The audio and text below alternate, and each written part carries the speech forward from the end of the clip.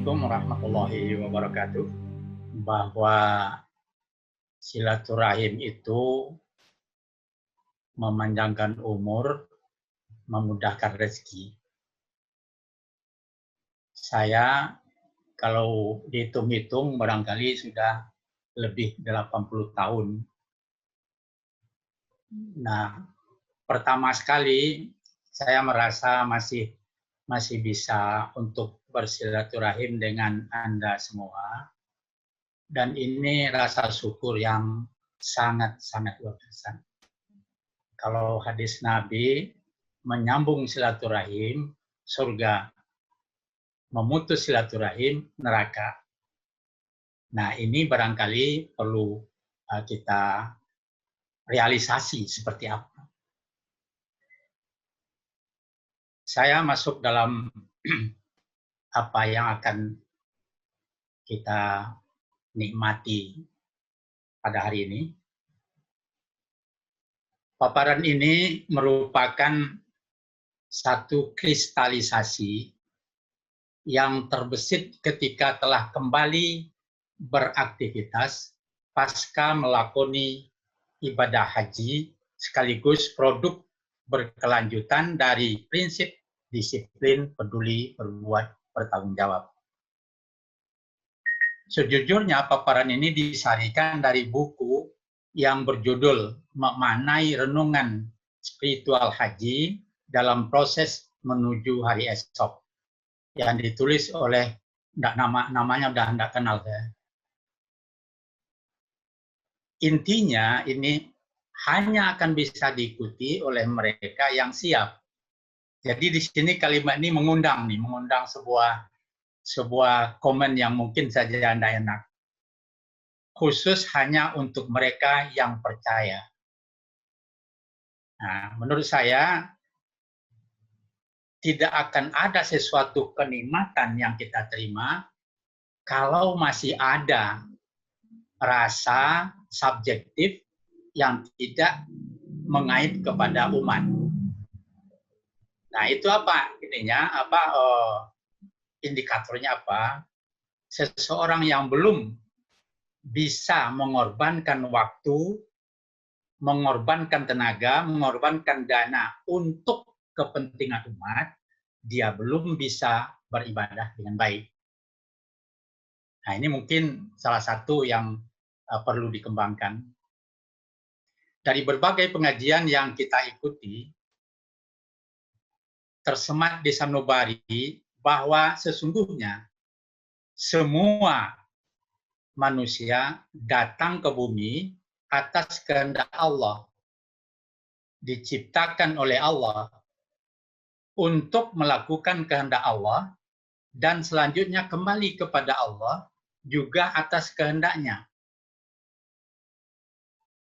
Tidak ada di antara kita yang bermohon untuk dilahirkan. Tidak ada di antara kita yang bermohon untuk dilahirkan. Tidak ada yang tahu persis proses keberadaan manusia di bumi ini. Wajar dan bijak sekali apabila kita menghayati ini. Nah, yang tersirat di balik ini adalah bahwa apapun yang kita terima tidak merupakan kemauan kita. Kalau umpamanya kita bercita-cita lalu dapat cita-citanya, itu bukan kemauan kita sebetulnya. Usahanya dari kita, tapi itu kehendak Allah. Bila belum dikehendaki Allah, belum dapat. Sebagaimanapun, ada orang minum racun, tidak mati. Karena belum kehendak Allah. Nah, ini perlu kita sadari sebaik-baiknya. Wajar dan bijak sekali apabila kita menghayati itu. Dijelaskan oleh para pendidik bahwa pengalaman masa lampau itu penting sebagai contoh bahan pembelajaran untuk masa datang, untuk masa sekarang dan masa yang akan datang. Dari awal sekali telah dijelaskan oleh Allah bahwa segala yang terbetik dari hati sanubari pasti diketahui Allah. Bersamaan dengan itu, Allah memastikan bahwa Allah sangat dekat Nah, ini barangkali kunci-kunci ya agar kita berada di jalur yang benar. Ya, disadari bahwa kita itu diperhatikan oleh Allah. Apapun yang terbetik dalam hati senurani kita, belum terucap, Allah sudah tahu. Kemanapun kita berada, dimanapun, walaupun sendiri sedang menghayal segala macam, Allah ada. Nah, ini sangat penting. Apapun yang dimohonkan pasti didengar oleh Allah dan dikabulkan. Renungkan ayat Al-Quran di bawah ini. Dan sesungguhnya kami telah menciptakan manusia dan mengetahui apa yang dibisikkan dalam hatinya, dan kami lebih dekat kepadanya daripada urat lehernya. Nah, kalau ada yang meragukan pertolongan Allah, sangat boleh jadi Islamnya KTP. Nah, ini perlu, soal apa? Ini kunci kesuksesan. Kalau Anda tidak yakin bahwa Anda akan mendapat sesuatu, buat apa berusaha? Nah, usaha dengan keyakinan dan diikuti oleh sebuah ketakwaan, ingat bahwa usaha dengan keyakinan belum dilakukan dengan ketakwaan, berhasil tapi tidak dalam rangka menghamba kepada Allah. Dan itu berbahaya. Dunia ini rusak oleh orang pandai. Kenapa? Orang pandainya jadi licik. Menggunakan kepandaian untuk kepentingan pribadi. Di mana kita hidup? Di mana kita melaksanakan perintah Allah? Di mana kita saling memberi nasihat yang baik, yang hak, di mana kita melakoni kesabaran, di mana kita menemui perbedaan-perbedaan di antara kita, di mana kita mendapatkan segala ilmu yang sangat berguna. Apapun itu, jawabannya adalah di bumi milik Allah. Tidak ada yang milik kita. Seberapapun kekayaan kita, tidak bisa kita banggakan. Allah hanya akan berkata, kun fayakun, habis. Bila Allah mengatakan, habis, terbakar, habis. Nah, ini perlu gitu. Jadi tidak ada yang perlu kita wah ini sudah begini. Kalau mohon maaf, kalau sekiranya saya menyebutkan sesuatu yang sepertinya melalui saya Allah mempercayai ada prestasi, itu bukan membanggakan. Bukankah Al-Quran itu isinya adalah bukti-bukti kehebatan Allah? Kalau bukti-bukti tidak ada, tidak akan ada yang percaya. Omong doang. Ya, kalau anak-anak sekarang kan bilangnya NATO. Ya. Jadi ngomong doang gitu. Kita telah berada di dunia, bumi Allah. Dalam diri kita telah disiapkan segala unsur yang baik dan yang tidak baik. Unsur-unsur yang sangat luar biasa banyaknya. Siap bersenyawa sesuai dengan kehendak kita. Nah, ini susah juga ini dipahami. Tetapi kalau Anda semua mau merenungkan, mau menganalisa, mau mendalami, ya kalau dalam bahasa pendidikan itu kan ada eksplorasi, ada elaborasi, ada konfirmasi. Nah, kalau mau begitu, terasa sekali itu. Kita berniat baik, maka berkumpullah unsur-unsur yang baik, membina, meluruskan jalan untuk yang baik. Sebaliknya, kalau kita berniat untuk sesuatu yang kurang baik, sadar atau tidak sadar, maka akan berkumpul bersenyawa hal-hal yang tidak baik. Jangan dikatakan Allah salah membuat yang baik atau yang tidak baik. Ya, aku ilhamkan kepada jiwa itu kebaikan, kefasikan dan ketakwaan. Bukan karena justru di situ tampilnya. Kalau menurut saya itu tampilan Allah yang sempurna. Ya. Kalau tidak ada baik dan buruk, maka tidak ada pembelajaran. Nah, jadi kita harus tahu persis. Maka dikatakan segala sesuatu menurut niat. Ya, ketika kita berniat keliru, maka berkumpul unsur keliru. Kita tidak bisa lagi. Niat itu sudah membina, sudah mengarahkan, mengalurkan sesuatu yang jelek di unsur dalam diri kita untuk menuju itu. Dan yang paling mudah itu, kalau unsur-unsur yang baik perlu pengorbanan. Nah, seperti luka. Nah, ini ilustrasi ya. Kalau luka sedetik, sembuhnya mungkin sebulan. Nah, itu beda yang jelek dengan yang baik. Yang jelek mudah sekali, tetapi untuk mencari kebaikan perlu pengorbanan.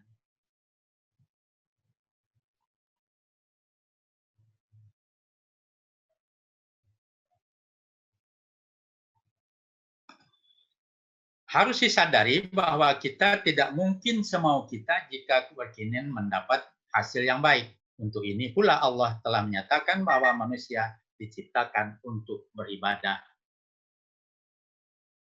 Nah, sebetulnya ya alur-alur ini gitu dalam kurun waktu kita lahir sampai kita dikafani itu perlu sekali disiapkan, perlu sekali disadari, gitu, dilatih.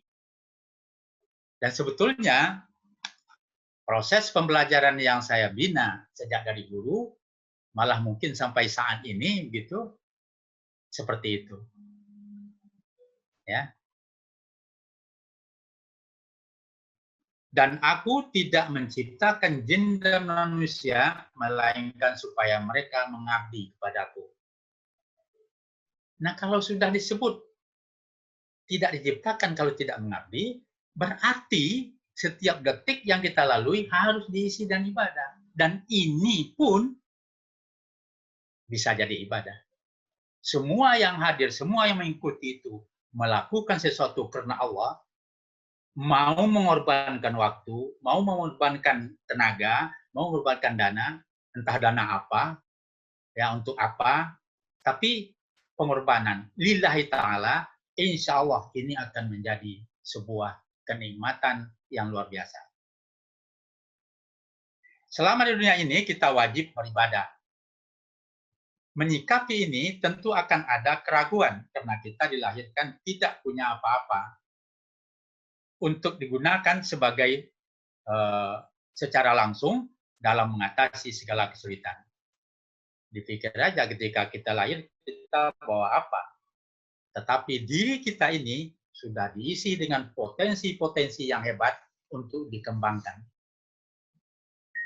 Di dunia ini manusia membutuhkan ilmu yang banyak, maka manusia harus belajar. Ini jelas sekali loh.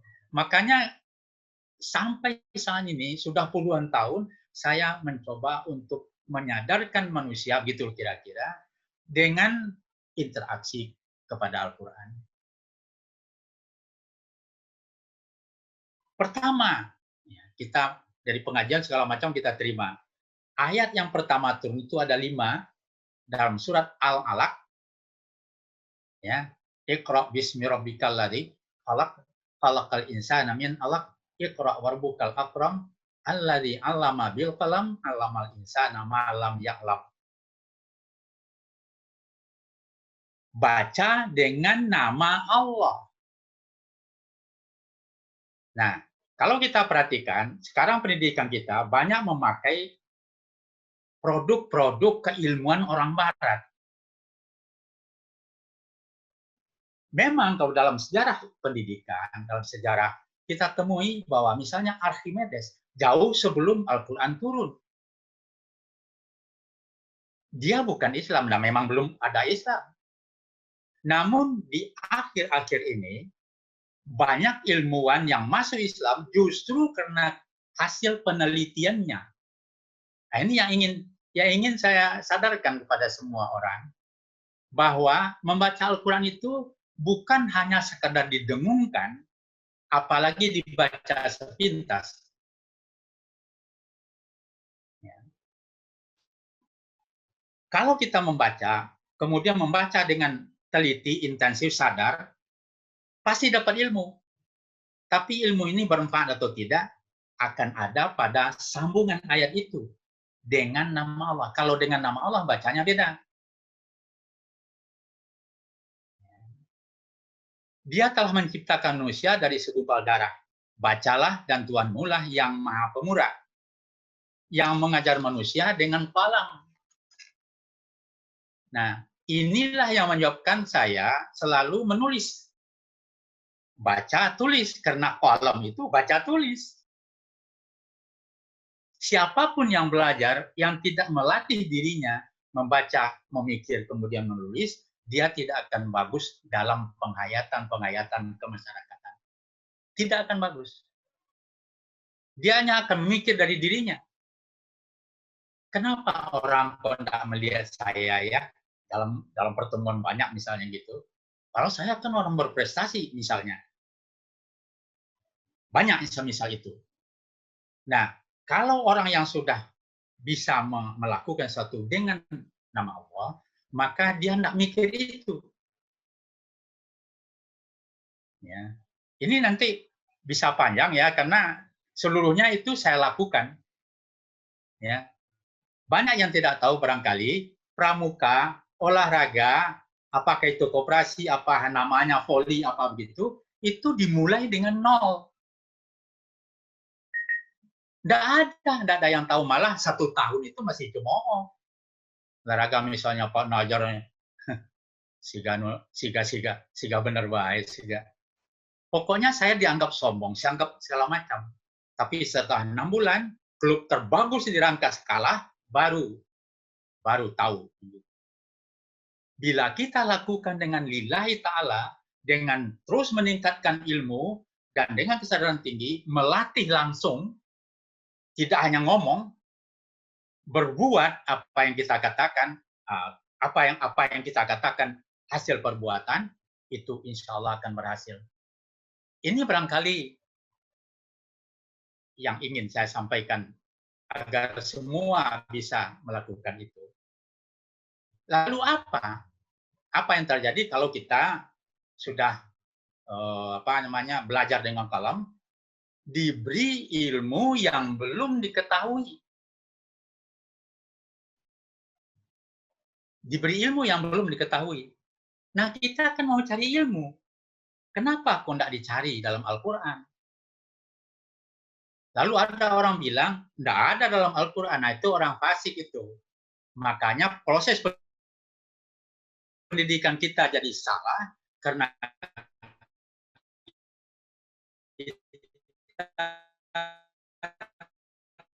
tidak menjadikan Al-Quran sebagai kita iqra dengan benar, ya, maka akan, nah ini sudah ada di layar.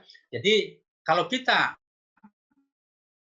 sudah iqra dengan benar, kita ketemu itu. Apa yang dikatakan oleh Allah? Al-Baqarah ayat 2-5. Al-Quran ini tidak diragukan. Ini Allah lah yang menciptakan, yang ngomong.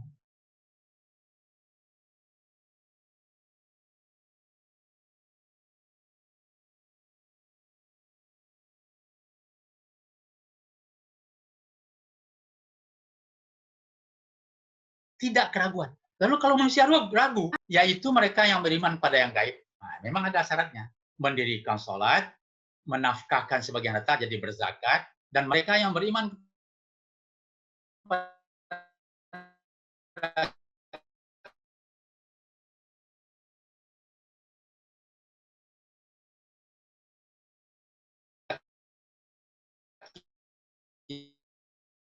kitab Al-Quran dan kitab-kitab sebelumnya tulis oleh manusia. Jadi, mereka itulah yang tetap, dan mereka itu tidak merugi.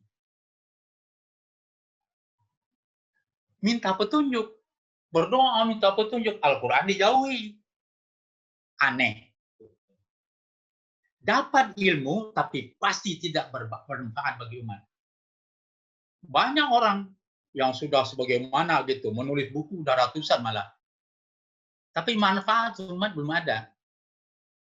Kenapa? Karena subjektifnya tinggi, menyampaikan ilmu, dan dia merasa ilmunya sudah banyak. Jangan disangka bahwa mencari atau meniti rohani manusia itu mudah. Tidak. Dan ingat, siapapun yang lahir ke bumi ini pasti lahir dari rahim. Dan rahim itu nama Allah. Maka setiap nurani manusia itu bisa bersambung dengan nurani yang lain karena sama dari Allah. Nah, kalau ada orang bilang saya tidak bisa berteman dengan dia, itu sangat keliru. Itu fasik itu. Ya, itu mah tidak benar, itu keliru. Saya benci kepada dia, saya dendam. Itu udah jelas bukan lagi ya, orang-orang yang bertakwa itu.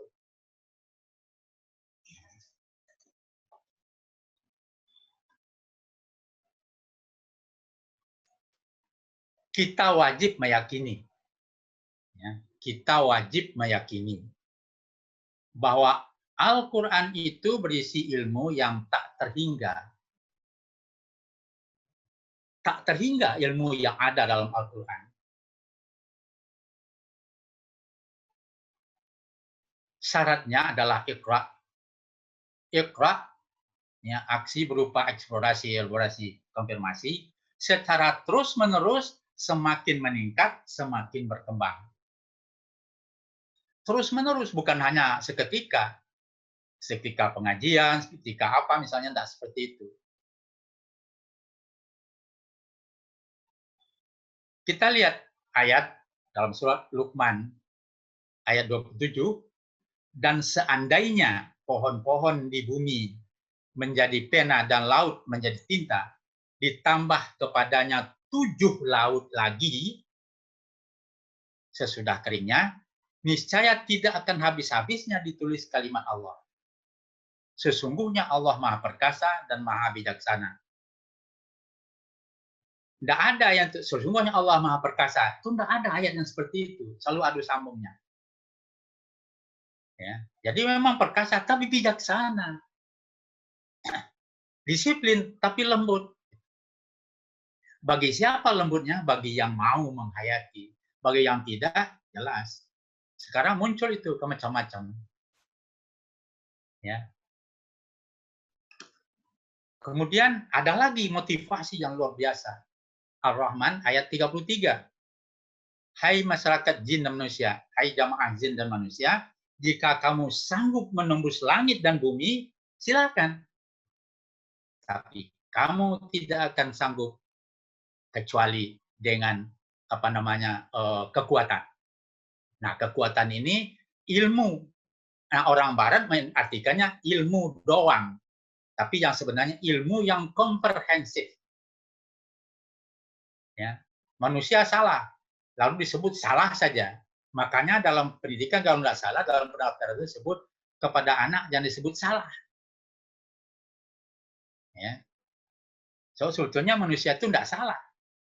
Mungkin saja karena dia belum tahu. Kalau belum tahu, tidak salah. Allah tidak akan menyatakan salah itu bagi orang yang belum tahu. Tapi manusia mengatakan salah, itu kan tidak benar.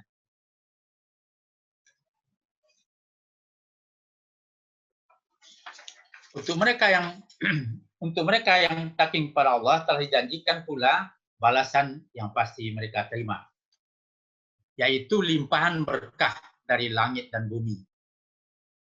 Tolong dihayati ayat ini. Ayatnya berada pada surat Al-A'raf ayat 96. Jikalau sekiranya penduduk negeri beriman, bertakwa, pastilah kami, kata Allah, kami akan melimpahkan kepada mereka berkah dari langit dan bumi. Dilimpahkan. Nah, maka saya bilang, manusia kalau sampai menyatakan pamannya, ilmu itu ada di mana? Di luar badannya misalnya gitu. Saya malah jadi bilang ragu terhadap orang itu. So, sebetulnya bahagia itu misalnya, itu ada dalam diri kita, tidak ada di luar. Maka ada peribahasa, jangan mencari nafas keluar badan. Mana mungkin manusia, nafas kita di diri kita. Lalu kalau mencari nafas keluar badan pada orang lain, tentu kita akan seperti atau akan bersama atau akan semaunya orang lain itu. Begitu juga ilmu. Sekarang kita yang paling ini ke kepada mereka yang bergelimang di pendidikan, ya, itu mungkin sangat penting, ya, sangat penting bahwa kepandaian seseorang tidak terlihat dari omongannya.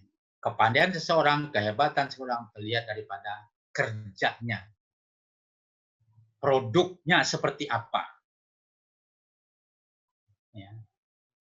Misalnya, sekarang kan banyak verbalisme, ngomong ngecaprak, walaupun pematausial kan begitu itu.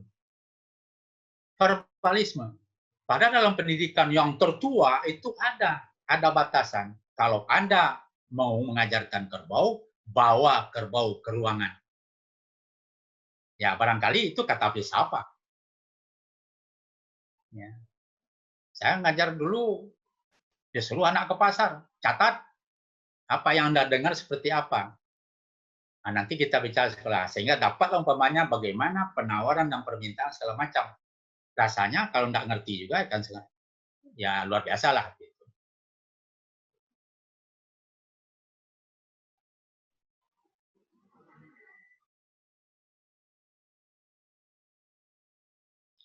Ini sangat penting sebab mempergauli Al-Quran dengan ragu-ragu, separuh hati, tidak serius, tidak ikhlas, pasti tidak akan mendapatkan nikmatnya.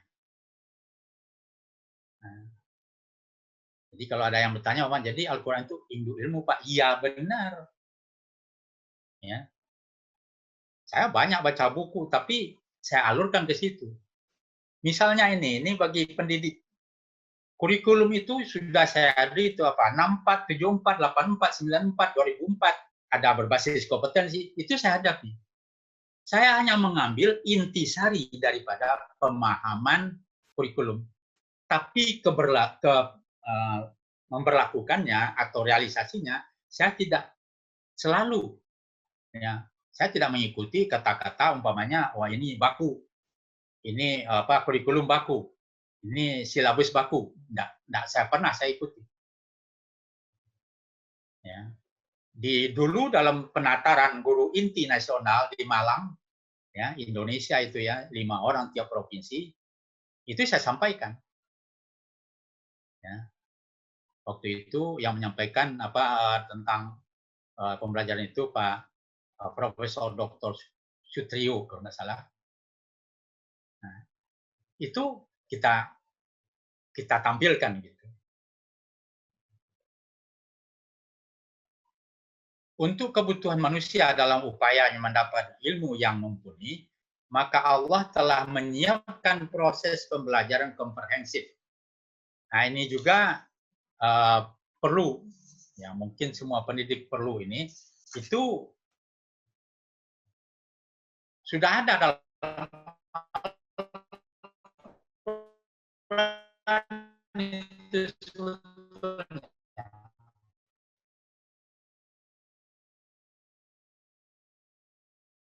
sudah ada. Seperti apa surat Luqman ayat 2 apa? Manusia harus syukur. Ya, itu di ayat ke-12. Syukur di situ ditonjolkan. Syukur itu bukan mengucapkan syukur, tapi berbuat menampilkan kesyukuran. Dari mana? Lihat ayat ke-13. Ketika Luqman berkata kepadanya, jangan mempersekutukan Allah. Ini mudah diucapkan, itu sulit untuk dilaksanakan. Ketika kita mengadakan, saya bisa begini ini karena Bapak. Nah, saya kurang menerima itu. Ya, kalau disebut melalui, oke. Okay. Tapi kalau dikatakan saya pandai karena Bapak, saya kurang menerima. Itu bisa menyebabkan kita terpleset kepada mempersekutukan Allah.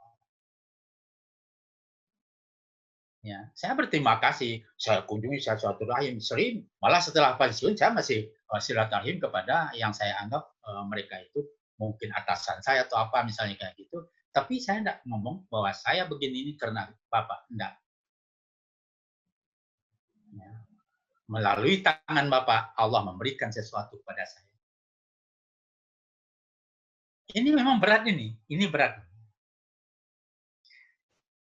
Kemudian di ayat ke-14, ingat ini, telah kami perintahkan kata Allah kepada manusia berbuat baik kepada dua orang ibu bapanya. Ini sambil introspeksi aja masing-masing. Kalau ini belum, perlu ini. So, yang pertama sekali memang menyembah Allah. Yang kedua, nah itu berada di tingkat keduanya, itu berbakti kepada orang tua. Sehingga dikatakan, ridho Allah tergantung kepada ridho orang tua. Harus ini, harus benar-benar dihayati. Kemudian ayat ke-15, jika orang tua memaksa untuk mempersekutukan Allah, jangan diikuti. Itu perintah Allah itu. Tapi pergauli dia di dunia ini dengan tetap berada dalam kesopanan. Ayat ke-16, ini melalui keluarga Luqman, Allah mengatakan bahwa perbuatan sekecil apapun dan juga yang tidak baik, yang baik sekecil apapun, yang tidak baik sekecil apapun, itu pasti dibalas. Ini juga harus menjadi motivasi, menjadi dorong, menjadi bagi kita. Ya. Kalau kita berbuat, bagaimana gitu, kalau itu dorong itu tidak ada, misalnya, itu bisa asal jadi buatannya. Ya. Saya mencoba berlatih, itu apapun yang saya hadapi, saya siapkan. Ya. Di SMA 1 Rangkas Bitung itu dulu, di SMA Rangkas Bitung dulu, itu tidak ada guru bahasa Inggris. Tidak ada guru bahasa Inggris. Dan entah apa kepala sekolah membebani ke saya menjadi guru bahasa Inggris. Apa yang saya lakukan? Setiap malam saya kursus ke Jakarta. Pulang dengan kereta barang jam 2. Jam 7 saya sudah masuk lagi di sekolah. Harus ada pengorbanan waktu, tenaga, dan dana. Baru jadi. Kalau itu berat, tidak akan jadi. Paling di pola. Kalau sudah di pola, itulah sudah berbahaya. Tapi kalau kita melakukan sesuatu dengan cara seperti itu, kita yang mempola. Kemudian di ayat 16, ayat 18, jangan kamu memalingkan muka dari manusia. Ya, karena sombong. Nah, kita ambil di sini, kita jangan sombong. Ya. Berapa kemampuannya? Apa yang sudah bisa dibuat? Ya, seperti apa manfaat kita terhadap umat? Ya, jangan sombong. Kemudian di ayat ke-19, selalu rendah diri. Ya, ilmu padi kata orang, makin berisi makin runtuh. Padi yang berisi tidak akan kelihatan dari jauh. Padi yang kelihatan dari jauh pasti kosong. Nah, manusia bila membeber-beberkan dirinya atau apa, itu padi yang kosong. Inilah proses pertama dan utama pembentukan akhlak mulia. Silakan aja proses pendidikan dari yang paling rumitnya sampai paling mudahnya. Dari yang paling sulit sampai yang mudah. Ya, mungkin saja untuk sombong atau apa itu enggak sulit mungkin begitu. Tapi hati-hati. Ada dua penyakit. Penyakit jasmani, penyakit rohani. Penyakit jasmani kita paling tahu.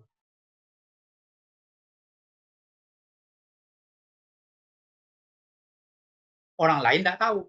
Seseorang berpenyakit jantung, tiba-tiba dia bersuara keras, mati. Tapi penyakit rohani sebaliknya. Yang tahu orang lain, yang punya penyakit tidak tahu. Sombong. Itu yang punya kesombongan tidak tahu itu.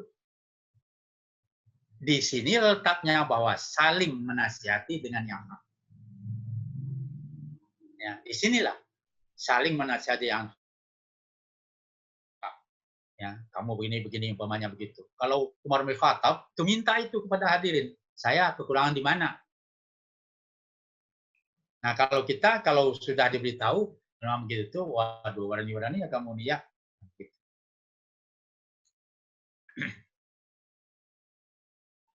Selanjutnya Al-Quran sebagai petunjuk merambah hutan lebat. Nah, saya sebutkan hutan lebat ilmu pengetahuan yang maha luas.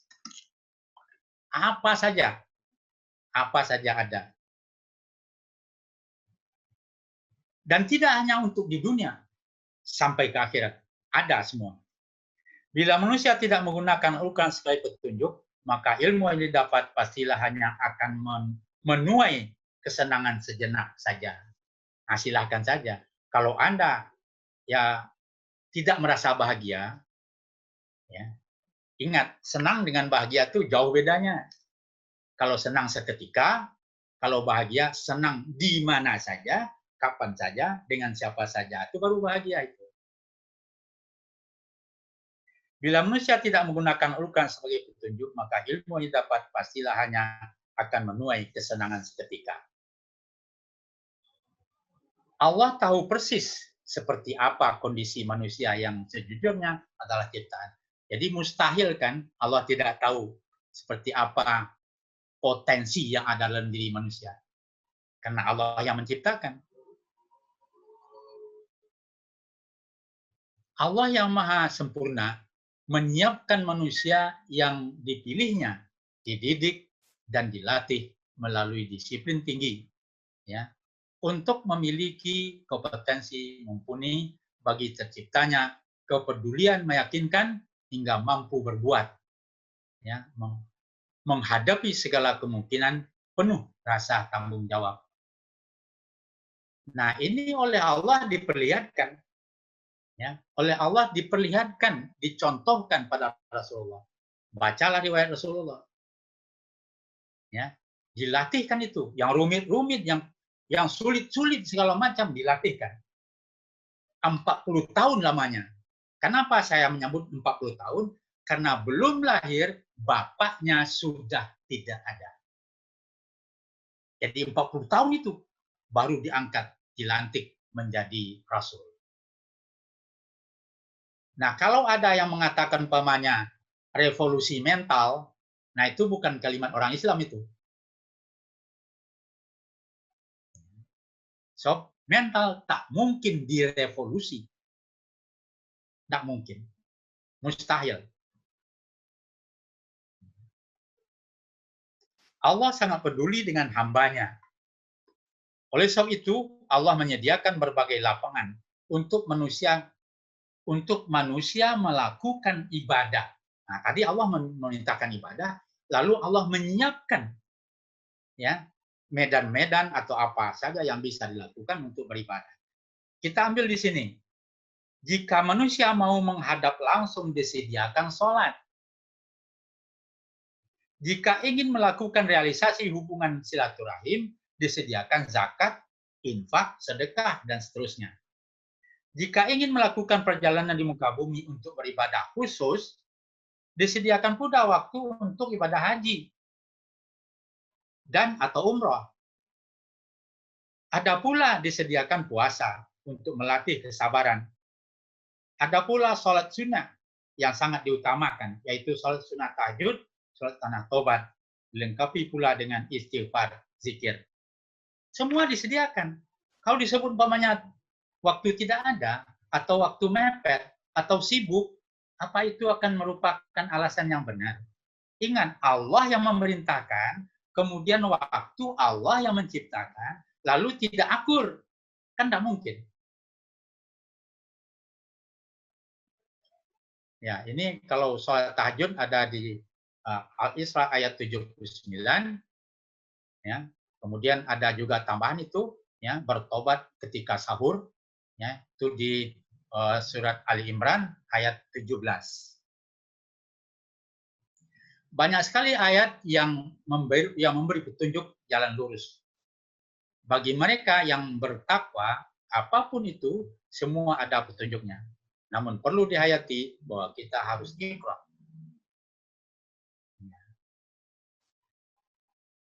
Kalau kita sudah ikhra, itu akan ketemu begini. Kegiatan pertanian, kesehatan, nelayan, buruh, peternakan, perdagangan, kegiatan di rumah tangga, di kantor, di lembaga pendidikan, dan seterusnya. Kegiatan apa aja?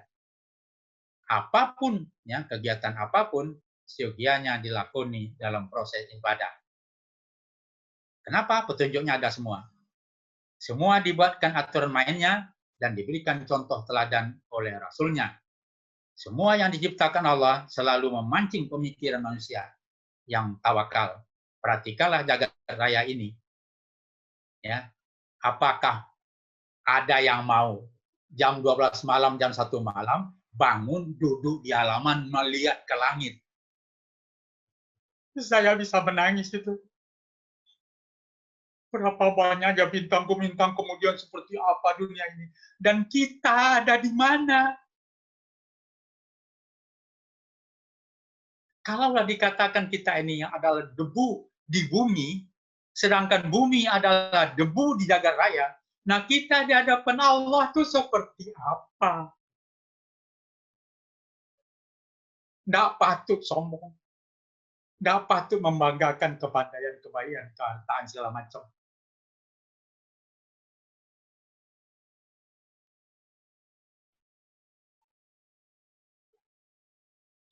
Semua dibiarkan aturannya. Ada itu. Nah, kemudian kalau umpamanya kita ingin membahas, ini saya tampilkan ada 2 ayat. Ali Imran ayat 190, 191. Sesungguhnya dalam penciptaan langit dan bumi, dan terjadinya silih berganti siang dan malam, adalah ayat bagi orang yang berpikir. Ya. Masih ada yang dengar? Halo? Masih Pak Haji. Ada yang dengar? Terdengar Pak. Iya. Suaranya seorang doang. Yang lain di mute supaya lebih gampang mendengar Pak Haji untuk menjelaskan. Oh ya? Ya. Silakan lanjutkan Pak Haji. Ya. So begini nih. Ini kita sudah berniat untuk saling memberi. Jadi jangan pula ini waktu kita habiskan percuma. Dengan terciptanya langit dan bumi dan terjadi siang dan malam adalah ayat bagi orang yang berpikir. Coba kita lihat itu. Coba kita renungkan. Dalam ayat itu, sejujurnya telah ada bibit putik dari ilmu astronomi, ilmu geografi, ilmu oceanografi, ilmu bumi, dan seterusnya. Sudah temu di situ. Sudah ada itu. Dikaitkan tadi dengan ayat Ar-Rahman, ayat 33, jika kamu mau menembus langit dan bumi silakan, tapi tidak bisa kalau tidak dengan kekuatan. Ya, sudah dikabul oleh Allah. Jangan takut tentang kesulitan. Orang yang takut pada kesulitan berarti tidak mau maju. Ya, orang yang memang mau maju, dia akan mencoba mengatasi kesulitan. Dengan apa? Ketika dia menghadapi kesulitan, dia tingkatkan ilmunya. Saya contohkan tadi. Saya bukan guru bahasa Inggris, tapi entah apa gitu kepala sekolah menunjuk saya untuk memberi pembelajaran bahasa Inggris. Saya lakukan kursus. Ada 3 bulan saya tiap hari ke Jakarta, ya, pulang sekolah itu maghrib saya berangkat ke Jakarta. Ya. Nah kemudian pulangnya itu kereta barang, tidak ada lagi kereta malam, kereta barang. Nah lalu besoknya jam 7 saya mungkin disebut paling dulu ada di sekolah. Nah, tidak sulit. Kenapa? Saya memang melakukan perintah Allah. Begitu kira-kira. Nah, biasanya ini kalau sudah disebut begini ini, saya, itu sombong. Tapi kalau untuk pembuktian, kenapa sih? Nah, gitu. Ayat Al-Quran mengatakan, jangan dikatakan apa yang tidak diperbuat. Nah, saya ingin menyampaikan bahwa apa yang saya katakan ini sudah saya buat. Sudah saya buktikan. Nah, gitu.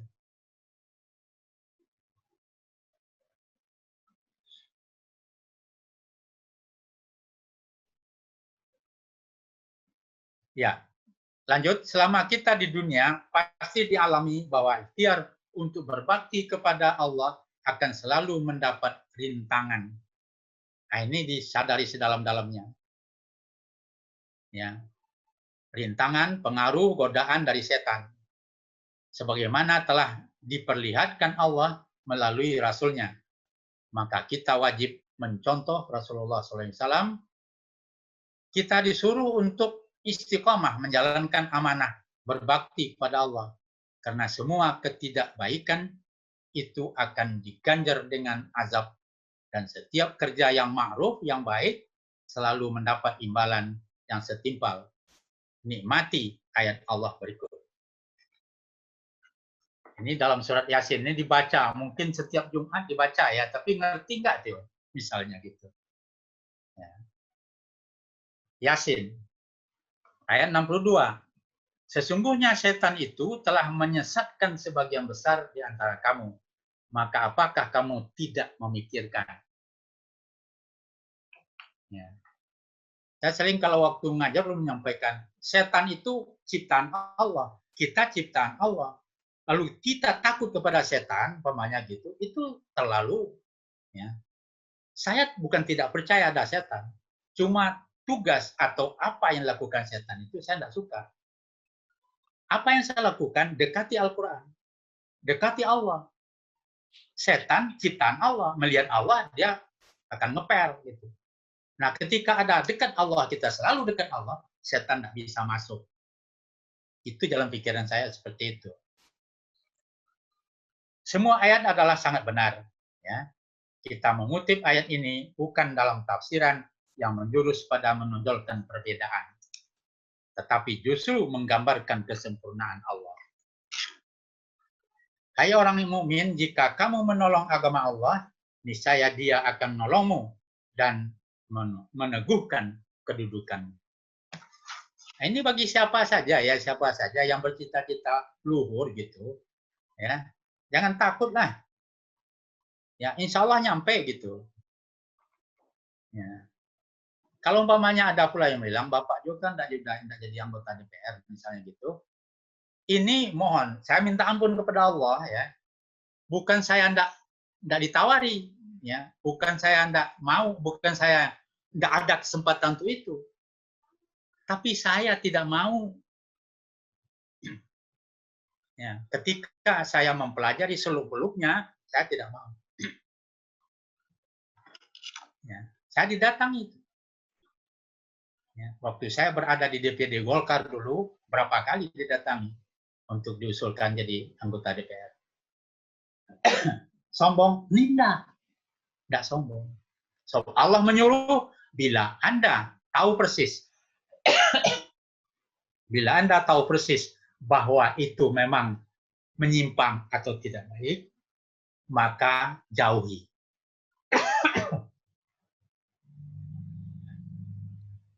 Jadi memang saya tidak mau itu sembarang pasang dapat namanya jabatan, tidak mau saya. Ya. Diangkat jadi kepala sekolah baru 1 tahun jadi kepala sekolah, itu kepala Kamdap kabupatennya menyatakan ini sekolah seperti disunlap. Itu terjadi. Ya. Kalau sekarang beliau masih hidup di Bandung, itu Bapak Pak Aceng Zainal, ya, MSc, kepala Kandidat Dikbud waktu itu di Serang. Baru 1 tahun saya berada di sekolah waktu itu di Pontang, itu datang ya waktu beliau timbang terima, tanda tangan segala macam, lalu datang lagi 1 tahun kemudian berkata, waduh ini sekolah kayak disunlap.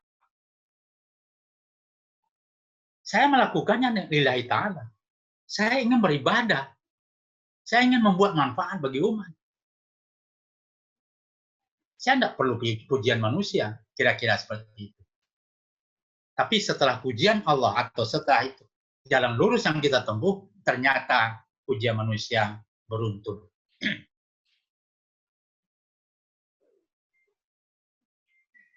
Ibnu Umar ya, itu berkata, aku datang menemui Rasulullah SAW bersama 10 orang. Lalu salah seorang dari kaum Ansar bertanya, siapakah orang yang paling cerdas? dan paling mulia, wahai Rasulullah? Nah, Rasulullah menjawab, orang yang paling banyak mengingat kematian dan paling siap menghadapinya. Mereka itulah orang yang cerdas. Mereka pergi dengan membawa kemuliaan di dunia dan kemuliaan di akhirat. Nah, kalau ini kita dalami, kita renungkan, mengapa orang ini jadi cerdas? Anda silahkan aja coba.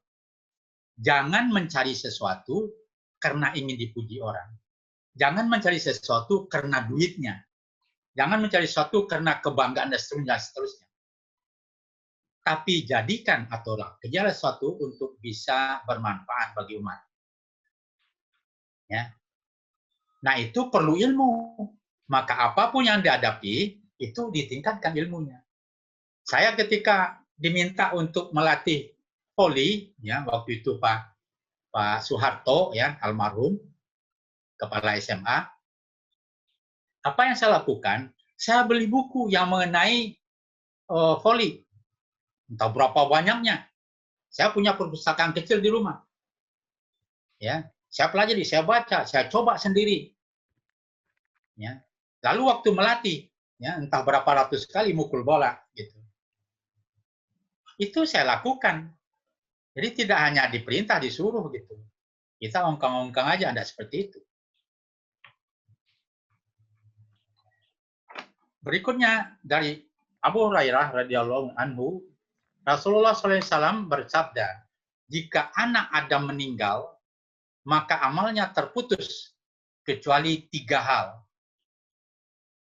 Sedekah jariyah, ilmu yang bermanfaat, dan anak soleh yang mendoakan padanya. Nah, lalu kita ini seharusnya punya prinsip hidup berjasa, mati berpusaka. Artinya, ketika kita hidup, banyak jasa-jasa yang bisa dimanfaatkan oleh orang lain.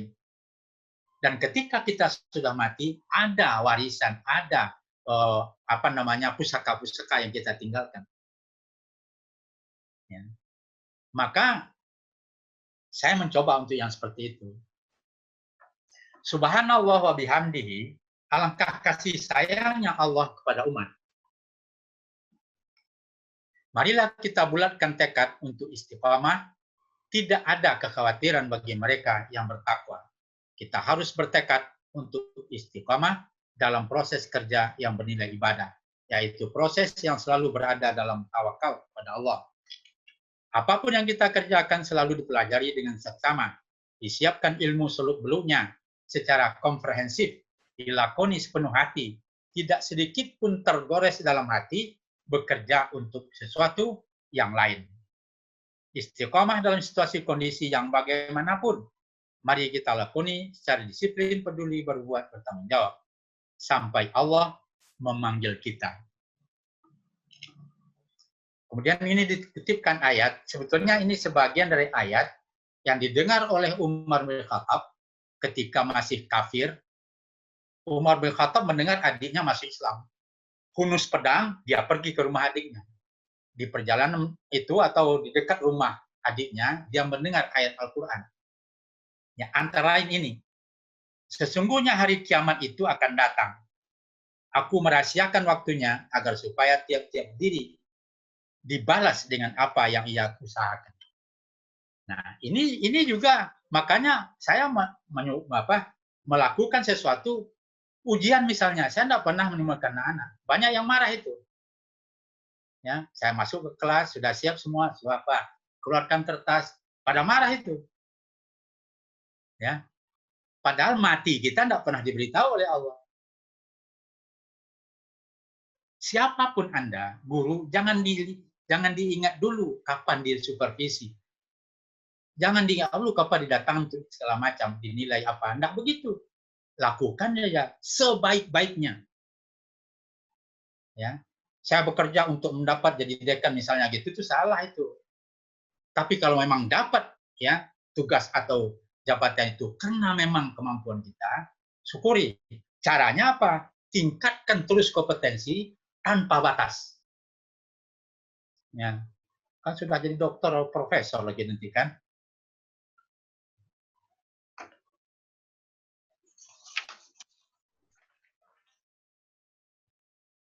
Lalu kalau tadi itu kita bicara kita berada di dunia, jadi hidup kita itu ada tiga lah, tiga proses ya. Proses sebelum lahir, ya, proses sebelum lahir. Kemudian proses ketika sudah berada di dunia. Nah itu tadi dicabarakan. Nah sekarang kita mencoba menyiapkan diri lah. Ya. Kita itu mau kemana? Nah, ini sering agak dilecehkan ini gitu. Padahal dia kalau ditanya, ada enggak manusia yang tak mati? Dia jawabnya, enggak ada Pak. Tapi dia berleha-leha, dia tidak melakukan kegiatan-kegiatan yang positif misalnya kayak gitu. Ini perlu. Mau kemana setelah di dunia?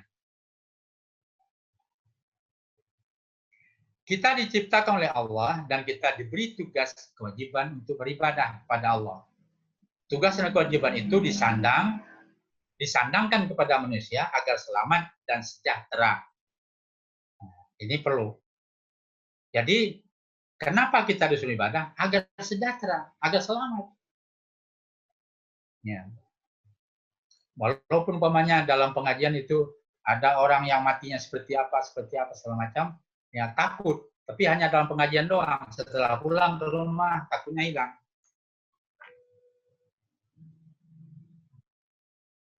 Surat Ali Imran 185. Tiap-tiap yang bernyawa akan merasa mati. Dan sesungguhnya, ya sudah ada di layar. Dan sesungguhnya pada hari kiamat sajalah disempurnakan pahalamu. Ini perlu ya, ini sangat perlu dihayati oleh semua lah.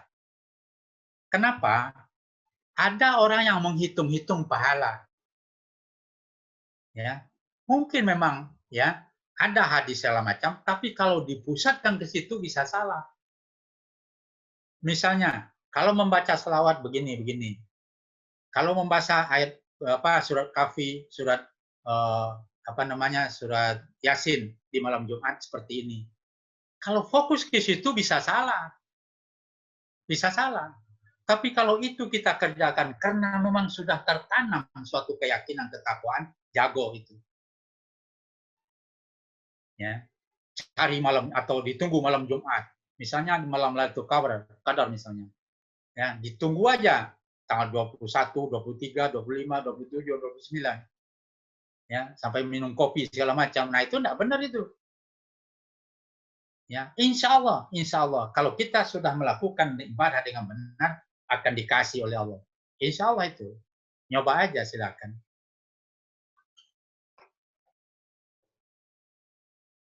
Kemudian Allah menantang manusia lagi. Dalam surat 22 ayat 5. Hai manusia, jika kamu dalam keraguan tentang kebangkitan dari kubur, maka ketahuilah sesungguhnya kami telah menjadikan kamu dari tanah. Nah, ini manusia diminta berpikir lagi. Ya, makanya manusia itu harus berilmu. Tidak bakal itu Al-Quran bisa dipahami kalau ilmunya tidak ada. Tidak bakal itu. Ya, kausalitas, apalah namanya gitu ya. Malah, kalau saya menyebutnya itu ilmu komprehensif. Ya, sekarang ini umpamanya spesialisasi. Itu sangat fokus pada spesialisasi, tidak tahu menau lagi yang lain, nah itu salah. Nah, kita sampai pada penutup. Perjalanan hidup manusia ternyata melalui 5 alam. Ya. Alam roh, nggak tahu menau kita. Alam rahim sudah mulai dipelajari. Dan banyak sekali ilmuwan dunia yang masuk Islam karena mempelajari proses janin di dalam rahim. Kenapa dia masuk Islam? Ternyata itu sudah ada dalam Al-Quran. Yang baru, ya Al-Quran yang turun pada abad ke-7 dan baru ditemui pada abad ke-20. 13 abad lamanya orang meneliti.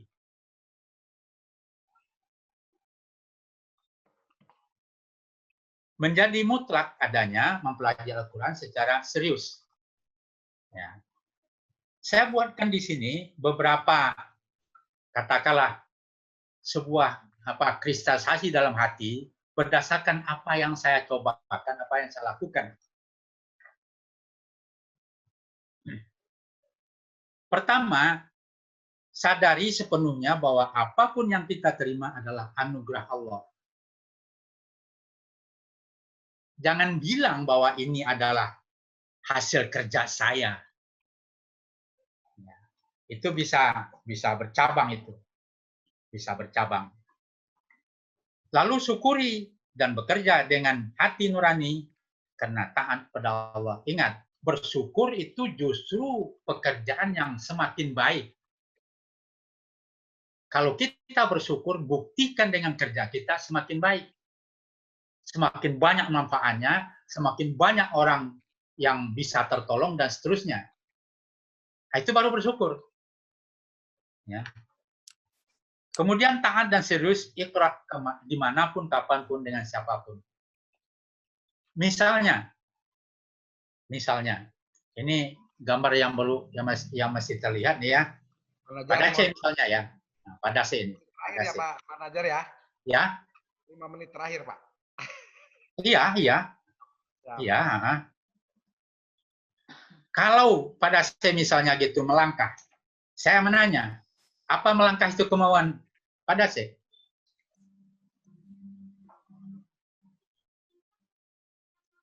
Ya Pak. Kita pada C melangkah. Nah, apakah melangkah itu kemauan pada C? Kalau secara lahiriah memang keinginan saya Pak, dengan misalnya ya. Betul. Nah, saya menanya soal melangkahnya. Kalau tujuannya mungkin ya, ada proses dalam otak tujuannya. Melangkahnya itu apakah itu kemauan atau tidak? Karena Allah, Pak. Karena Allah itu, Pak. Nah, jadi apapun, Anda melihat pemandangan, lalu Anda berkata, wah, indahnya. Nah, sekarang proses kata indah itu tahu nggak menjelaskannya? Dapat nggak dijelaskan? Apa proses yang terjadi sehingga Pak Dase mengatakan itu indah? Bisa nggak dijelaskan? Nah, proses yang terjadi ketika kita memandang lalu kemudian menyatakan itu indah, itu proses seperti apa? Bisa nggak dijelaskan?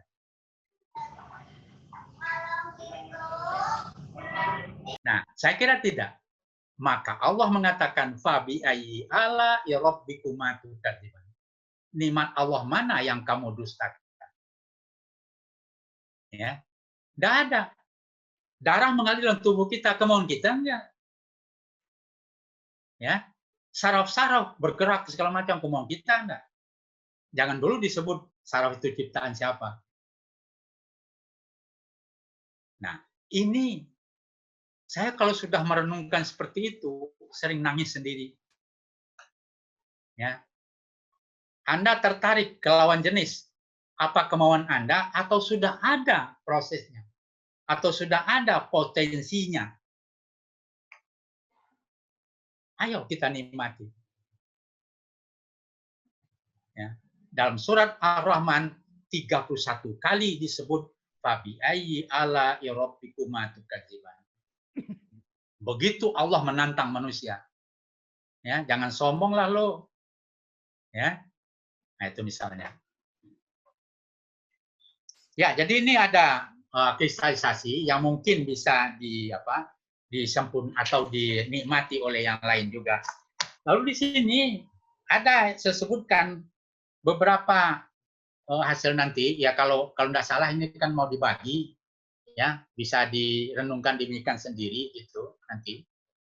Ya memang saya sebutkan di sini beberapa hasil, ya, dan saya menyatakan itu bukan dari saya atau bukan karena saya, ya, tetapi itu sangat boleh jadi karena saya sudah melakukan apa-apa yang harus ia lakukan atas turunan Allah, seperti itu.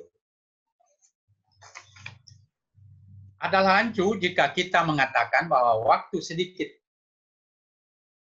sering tidak mampu bekerja karena fisik dan tidak kuat. Ada orang bilang, aduh saya sudah sakitan apa misalnya. Dan atau tidak punya dana. Sebab jika kita telah melakukan perintah Allah untuk berikhtiar secara pribadi dan atau golongan menapak petunjuk dalam Al-Quran secara benar, maka tak ada gunung yang tinggi yang tak bisa didaki, tak ada lurah yang dalam yang tak bisa dituruni, tak ada samudra luas yang yang tak bisa diseberangi, tak ada kesulitan yang tak bisa diatasi, tak ada kusut yang tidak bisa selesai. Terima kasih. Assalamualaikum warahmatullahi wabarakatuh.